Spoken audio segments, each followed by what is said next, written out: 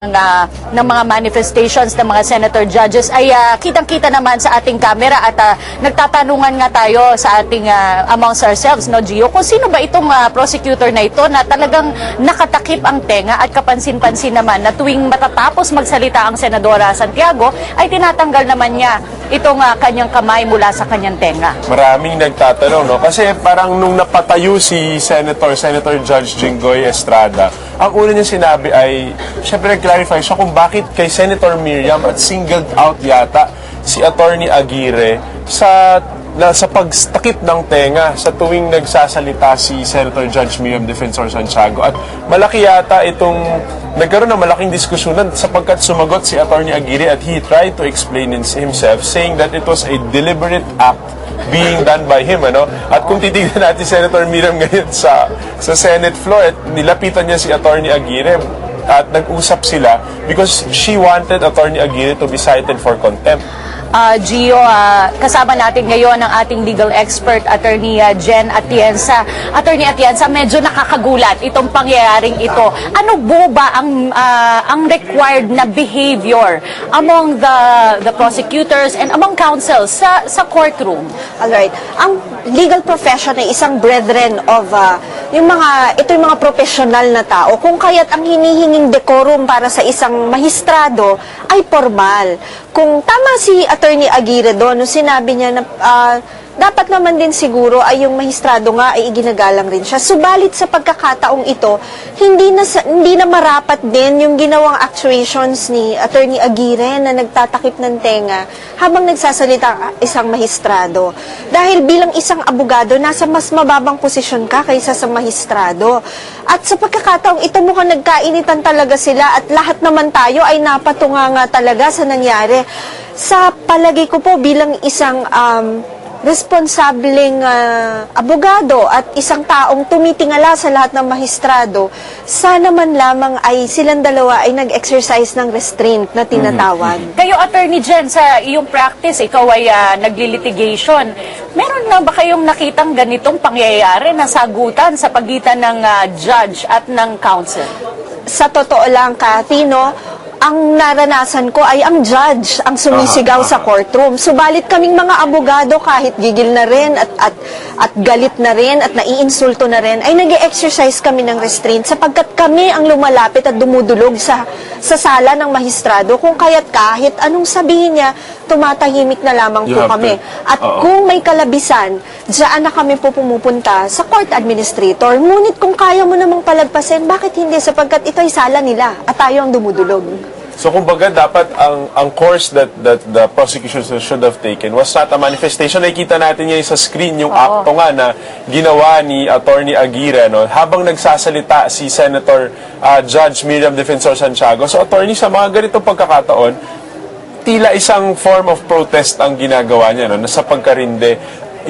Kung ito ay nasa Senate impeachment court, what is the formal avenue of complaint na pwede lang gawin? Magsusulat sila ng manifestation sa impeachment court or ano po ba? Maaari siyang gumawa ng manifestation, ano? At siguro ihain niya ito sa Senate President kung ano man yung nais niyang gawing reklamo. Subalit nga sa pagkakataong ito ay talagang kagulat-gulat na makipagsagutan ka. Lalo pa sa isang mahistrado nga na alam mo na mainit na rin sa isyong ito. This is unprecedented at talaga namang kakaiba ang pinakita ng parehong panig.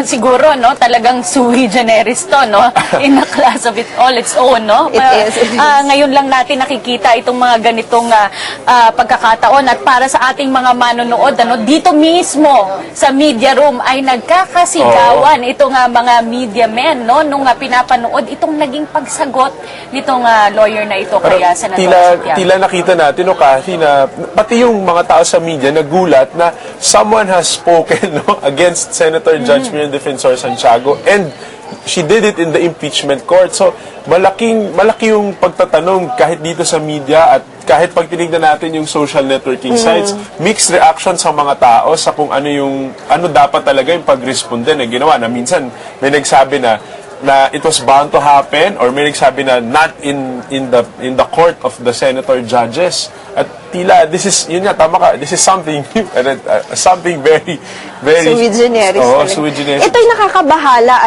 dahil hindi ka dapat sumasagot sa mahistrado dahil sila nga ang tinatawag sa aming biruan sa courtroom ay ikaw ang Diyos dumudulog ako sa iyo. Pero siguro in an ideal setup not even the judges dapat ay napaka-formal ang proceeding na ito. Para ka nagdadasal dito Ngunit ito talaga nakita ko, kitang-kita natin namang lahat tayo nakatanga na lamang, nakatunga tayo sa mga TV screens natin. Nakikita natin yung kanilang demeanor. But really, ideally, the demeanor should be as formal and as respectful towards the parties. Pero attorney, what does this say about even the demeanor of senator judges? Kasi syempre tila ang pansin ngayon ay nasa demeanor nitong private prosecutor na si Attorney Aguirre. But may implikasyon or ano yung pinapakita rin ito na how the senator judges should conduct themselves Without in an naming impeachment names, process. Without naming names, Tandaan natin ang bawat mahistrado ay tao lamang at may kanya-kanya rin silang tinatawag na pagkiling kung saan man, kung ano yung kanilang opinion sa isang bagay. Ngayon, hindi rin natin maiwasan dahil tao sila na nag-express din sila ng kanilang opinion. Marubdob man ito o napakatindi man ang emosyon na ito.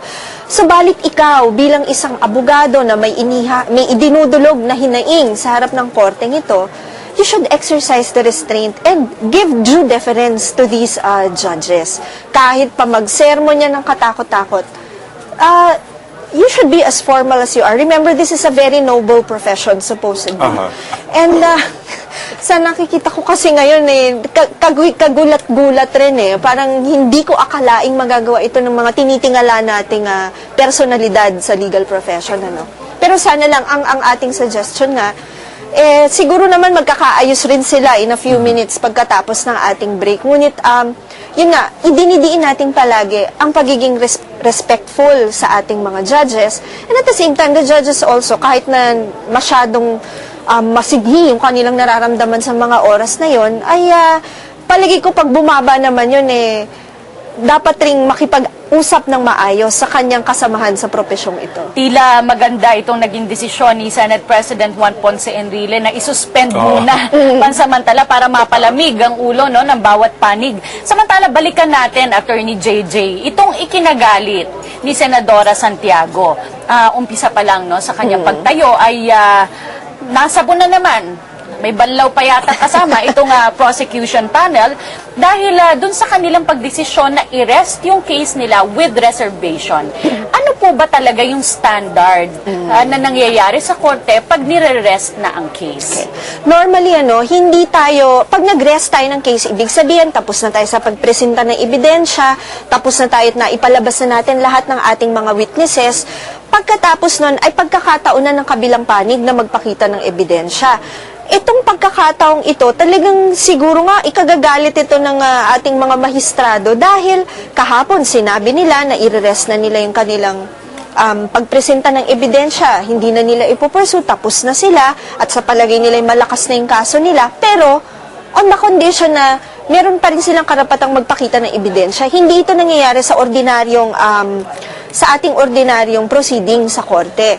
Bakit? Kasi, as much as possible, hindi natin ini-encourage ang paghaba ng procedure.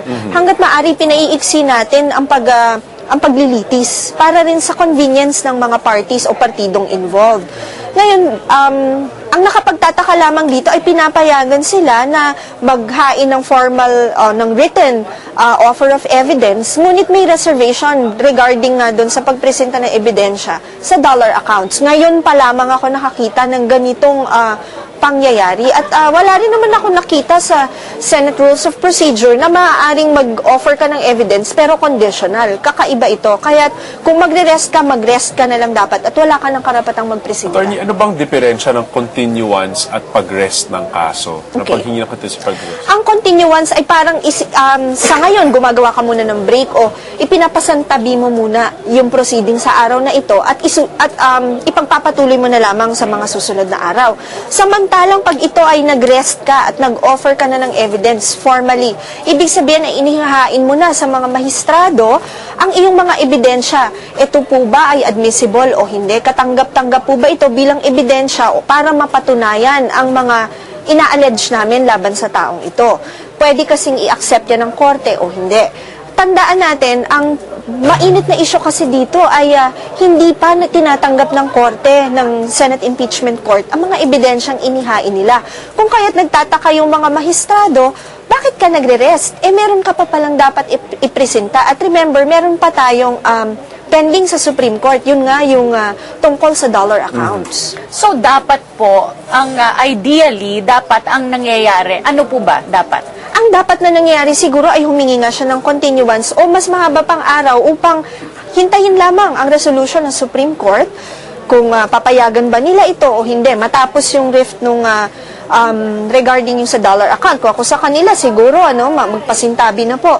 Hihingi ako ng motion to render or motion to render judgment or for the immediate resolution ng anumang motion na inihain ko sa Supreme Court. At may intindihan naman ng Supreme Court, madaliin nila resolution na ito dahil alam nilang may nakabinbin na impeachment trial. Hindi naman siguro ito upuan ng Supreme Court. So, nakakapagtaka lang na gusto nilang i-rest kagad ito at i-offer ang kanilang evidence. So itong konsepto ng pag-rest ng case and have one reservation, hindi talaga siya ginagawa sa korte. Hindi, never itong ginagawa. Dahil tandaan natin, pag nag-rest tayo, ibig sabihin, para sa'yo, napatunayan mo na lahat, wala ka nang ilalabas, pagkakataon na ng kabila na magpresenta ng ebidensya. Attorney JJ, paano po yun? Kunwari, pinayagan ito ng Senate Impeachment Court na merong reservation nga. Tapos biglang lumabas itong desisyon tungkol sa dollar account. Ngunit nagpipresenta ang depensa. Anong magiging implikasyon nito sa takbo ng trial? Magulo ito. Ito may isang kakaiba talaga at sobrang sui generis na itong impeachment proceeding na ito. Dahil hindi mo maaaring istorbohin naman ang pagpipresenta ng ebidensya ng kabila para lamang, ay, may nalimutan pala ako. Hindi ganoon. Dahil ito ay napaka-rigid ng ating standards kung paano natin patutunayan yung ating mga alegasyon sa pleadings. So, in this effect, halimbawa na, yun na nga kasi sinabi na nga ng prosecution kanina na si Justice Sereno at the event na pumayag siyang magsalita, hindi na papayagan ng Senate Impeachment Court to kasi hindi reservation ito ng prosecution. That's right. Now, it's not up for the prosecution to tell na in our own time, ipepresenta namin yung mga ebidensya natin, hindi maaari ito. Ang nangyayari lamang ay dapat, sa ngayon pa lang, ay sabihin na nila, hindi namin makukuha si Justice Sereno. Okay, pero huwag ka muna sanang mag-formal offer of evidence dahil may hinihintay ka pang isa mo pang ebidensya. Tandaan natin, medyo precarious yung stand ng prosecution dito dahil meron pang pending motion ang defense para i-strike out ang buong Article 2. Dahil according to them is the fruit of the poisonous tree. Pero yun nga, contentious ang issue na ito dahil may mga panig na nagsasabi na hindi mo pwedeng gamitin yung fruit of the poisonous tree principle sa impeachment case. So yung mga bagay na ito,